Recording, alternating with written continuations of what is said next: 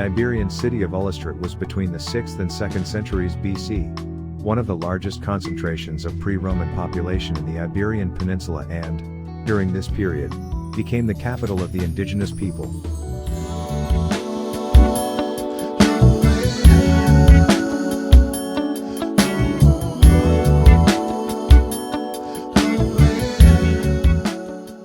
The archaeological site of Ullastret is basically made up of the settlements of Puig de Sant Andreu and Illa den Reixac, Ullastret, as well as the necropolis of Puig de Serra, Serra de Darro.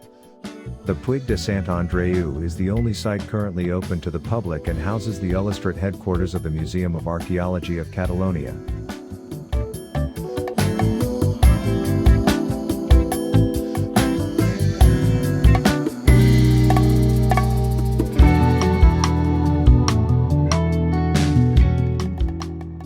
The Iberian site of Puig de Sant Andreu was discovered at the beginning of the 1930s, although, for various reasons, no archaeological interventions were started until 1947. In this sense, the main element that was put in the discovered during these first years of excavations was an important section of the wall that protected the settlement on the western side.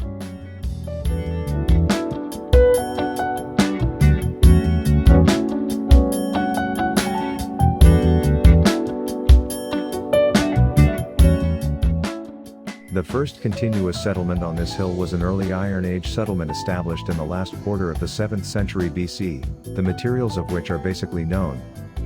The Iberian settlement began to be built in the second half of the 6th century BC. The first fortification probably dates from the end of this century. Later in the first half of the 4th century BC, this enclosure underwent a major renovation. At this time the settlement was considerably enlarged with the construction of a new walled perimeter that incorporated the northern area and the eastern slope of the hill. Recent archaeological research based on geophysical surveys and occasional surveys has also documented the existence of a monumental defensive moat.